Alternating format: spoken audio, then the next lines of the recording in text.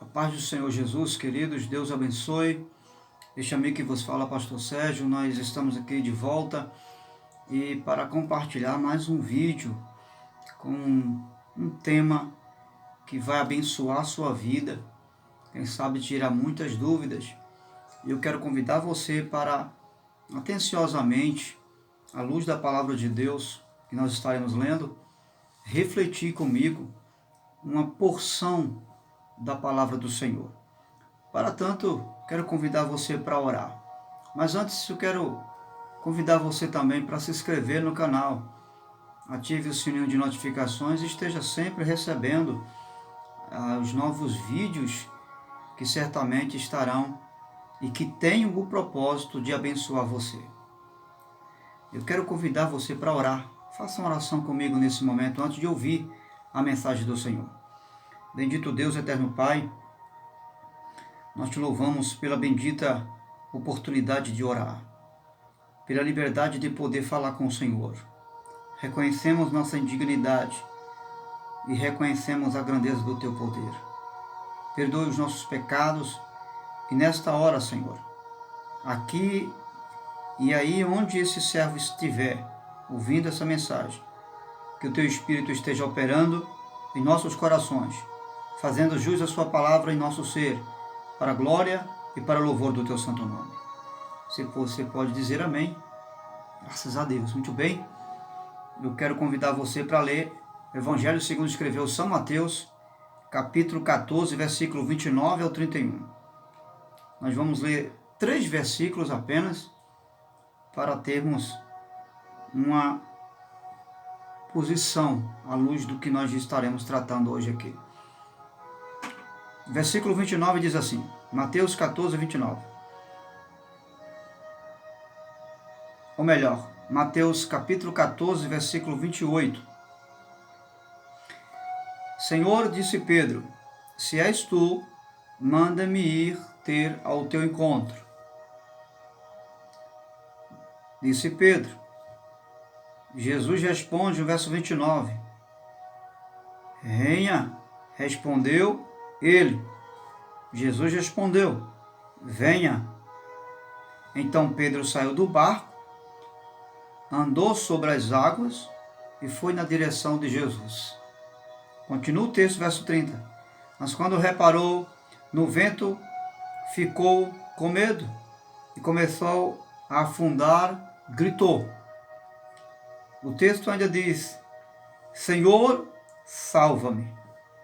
Verso 31, imediatamente Jesus estendeu a mão, o segurou e disse, homem de pequena fé, por que duvidaste? E aqui eu quero abrir a nossa reflexão hoje com o seguinte tema, a proposta e o maior desafio da vida cristã. Você sabe qual é? A proposta de Deus e o maior desafio da vida cristã? Muito bem. À luz de uma cultura judaica, a história dos judeus vai nos trazer à tona a verdade de que os judeus, os mestres rabinos que ensinavam as crianças a partir dos 6 anos de idade, toda criança judeu, a partir dos 6 anos de idade, já começa a aprender a Torá. E os rabinos judeus tinham um ditado, e esse ditado dizia o seguinte para os alunos, cubram-se com a poeira dos nossos pés, ou seja, dos pés do seu rabino, do seu mestre, do seu educador. Ou seja, ser coberto com a poeira dos seus pés ou dos pés do seu mestre é parecer com ele. Pelo fato deles também estarem empoeirados, se seus alunos, se seus seguidores estivessem empoeirados também, com a poeira dos seus pés, eles também seriam os futuros mestres, ou seja, teriam as características, as semelhanças do seu mestre.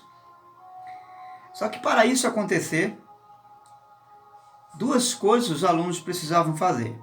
A primeira coisa é seguir o seu mestre. seguir o seu mestre. A segunda coisa é seguir após o seu mestre, ou seja, andar seguindo as pisadas do seu mestre. Esses são os dois princípios para assemelhar-se ao seu mestre. Seguir após, ou seja, depois do seu mestre. Não é seguir à frente do seu mestre. É após, depois. E o segundo é seguir os passos do seu mestre. Quem olhasse para o aluno veria as características ou semelhanças do seu mestre.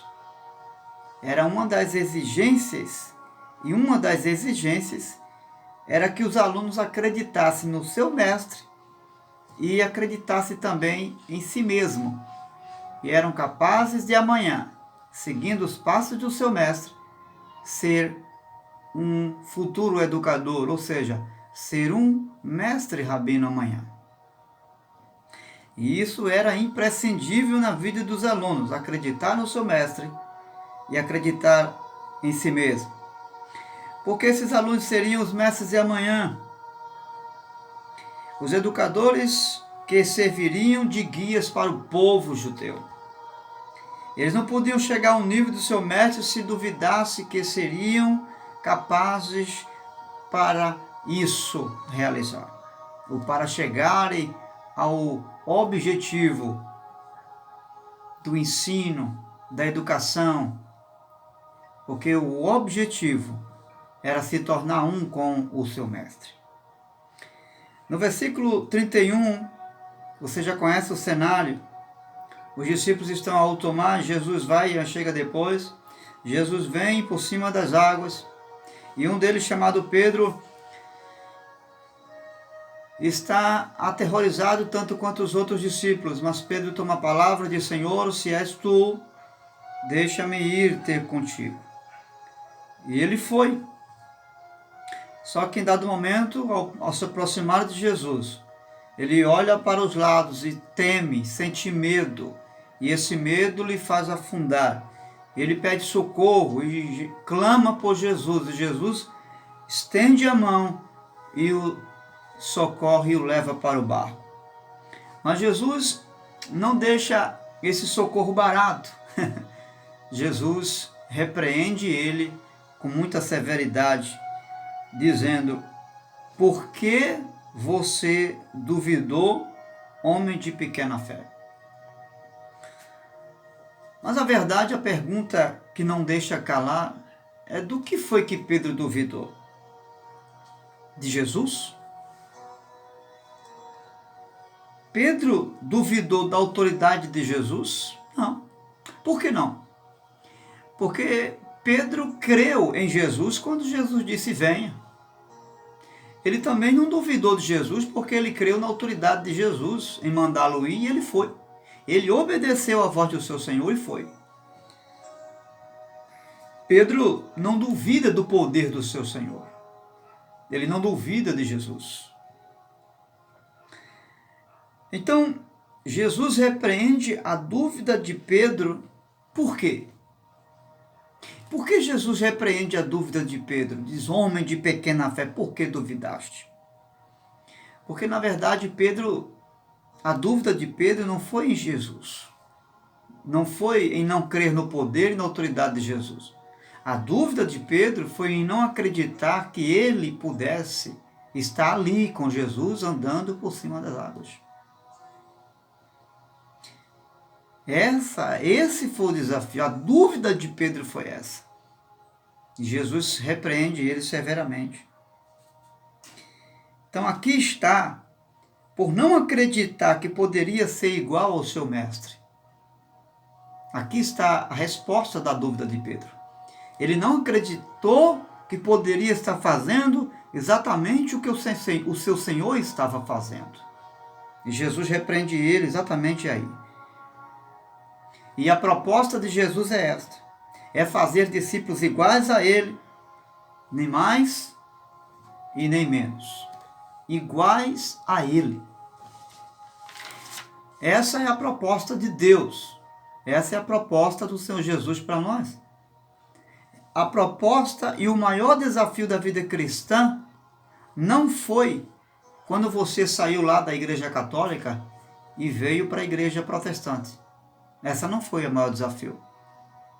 Não foi, não foi. Mudar de religião não é um desafio, porque é algo comum. Todo mundo muda de religião. Todo mundo, qualquer pessoa pode mudar de uma religião e passar para uma outra religião. Então isso não é o desafio.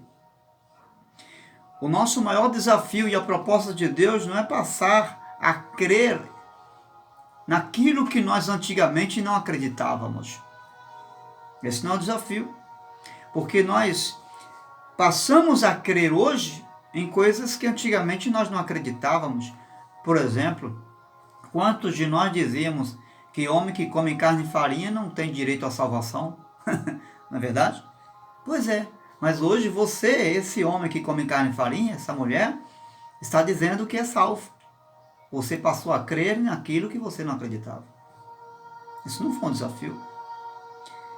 O maior desafio também não foi receber um novo conceito moral do que é certo e daquilo que é errado. Porque isso você também já tinha. Antes de ser um cristão, você já sabia o que era certo. Que mentir não é o correto. Que roubar não é certo. Enfim, você tinha um conceito moral daquilo que deveria fazer e daquilo que você não deveria fazer. Qual a diferença hoje? A diferença hoje é que você alargou, ampliou esse raciocínio. O seu conceito ampliou-se mais do que era antes. Quer ver uma coisa? Na lei de Moisés, Jesus ele disse que era dente por dente e olho por olho. Não é? Aí Jesus vem e diz, olha, eu vos digo que vocês devem amar o vosso próximo. Na lei, Jesus diz, olha, aquele que se prostituir ou que deitar com a mulher do seu próximo comete adultério, será punido. Mas eu vos digo que se alguém pelo menos olhar e desejar, já cometeu adultério. Ou seja, Jesus ampliou o raciocínio, Jesus deixou a coisa mais clara para que possamos entender essa verdade. Então você só ampliou seu raciocínio e conceito moral. O desafio e a proposta de Deus não foi ter consciência de que agora você pode receber os favores de Deus porque você é crente. Não, senhor. Também não é isso. Por que não? Porque antes de ser crente, você já era beneficiado pela graça de Deus. Quantos livramentos Deus nos deu a você antes de você chegar ao pleno conhecimento da verdade? Quantas coisas Deus concedeu a você, favores que você recebeu que não merecia? E você vivia a trancos e barrancos sem temor de Deus. Mas Deus livrou você, ou seja, a graça já alcançava você. O favor imerecido já alcançou você. Antes de você aceitar Jesus. Então esse não foi o desafio. Esse não foi o maior desafio. Também o maior desafio não é servir a Cristo. Não, porque antes você também já servia o Senhor. Mesmo sem saber. Quando você dava esmola, ajudava alguém que precisava de você, você já estava servindo a Deus. Sem entendimento nenhum. Às vezes servia para aparecer, porque não tinha entendimento da graça. Mas você já servia a Deus. Hoje você serve com entendimento. Hoje você serve com graça, com sabedoria. Você tem uma amplitude no serviço de Deus. Você sabe o porquê. Há uma motivação correta do serviço que você faz. Mas o maior desafio não foi servir. Não, Senhor. A proposta e o desafio é nos tornar a semelhança de Jesus. A semelhança dele. Esse é o maior desafio. O meu maior desafio. A proposta de Deus para mim e para você é tornar a mim e tornar a você a imagem e semelhança do Filho de Deus. E de nos tornar exatamente como Ele é. Do jeito que Ele é.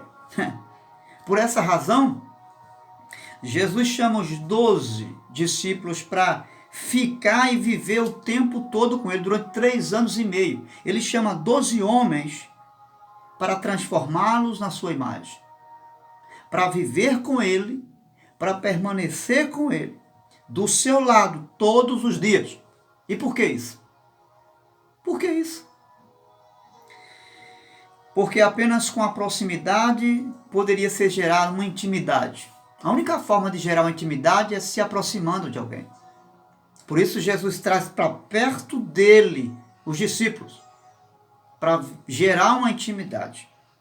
E gerando essa intimidade, é que é possível sermos transformados na imagem e a semelhança do Filho de Deus. E tudo isso para nos tornar iguais a Ele. Aleluia. Isso é possível nos tornar iguais a Jesus? Estando e vivendo perto de Jesus. Você está perto de Jesus? Você está vivendo a vida de Jesus? O que é estar perto de Jesus? É sentar à mesa com Ele. É ter comunhão com Ele e com aqueles que estão com Ele na mesa. O que é estar perto de Jesus? É buscar a Deus em oração. É não deixar de ir ao templo sempre que necessário, sempre que for preciso. É não deixar de fazer as obras de Jesus. É não deixar de abençoar como Ele abençoou. Tornar a semelhança de Jesus é perdoar como Ele perdoou.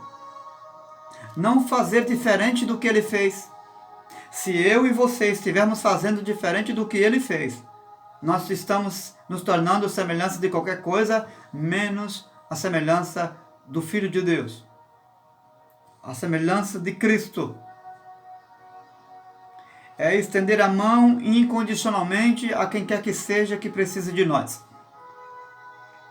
Mas estender a mão com motivação correta, não esperando ser ajudado depois pelaquela pessoa que você está ajudando. Incondicionalmente.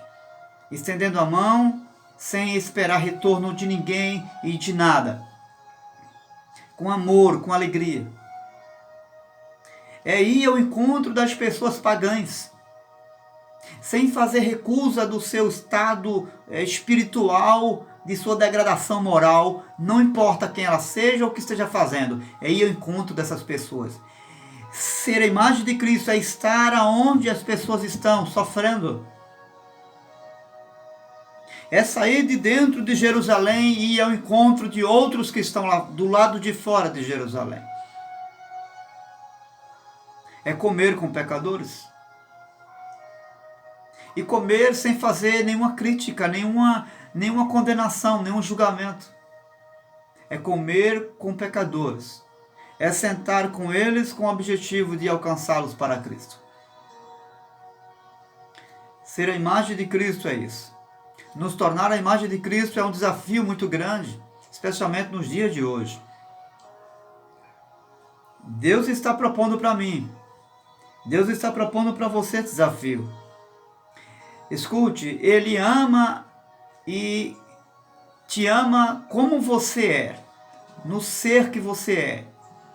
Mas Ele não aceita deixar você como você está. Escute, eu não sei como você está. E eu particularmente conheço e sei como eu estou. Deus sabe como eu estou. Deus sabe como você está.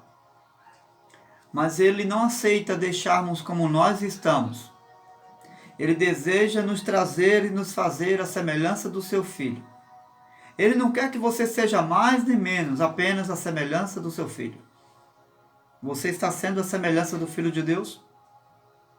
Você está fazendo tudo o que Jesus mandou fazer, como Ele mandou fazer? Como Ele fez? Lembra da passagem do lava-pés? No final de tudo, Jesus disse: eu vos dei o exemplo, como eu vos fiz, fazei vós também. Será que nós estamos fazendo como Ele fez? Porque fazer simplesmente por fazer, porque Jesus mandou fazer, não basta. Eu e você temos que fazer como Jesus mandou fazer. Ele disse: façais como eu vos fiz.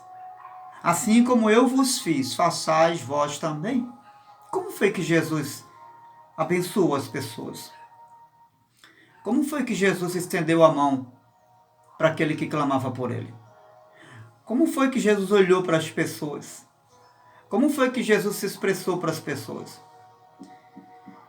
Como Jesus revelou as verdades duras de se ouvir para as pessoas? Como foi que Jesus pregou?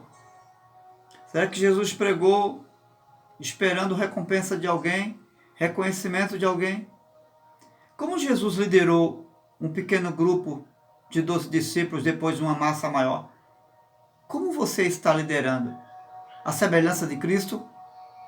Sua liderança está sendo uma liderança de autoridade ou de amor?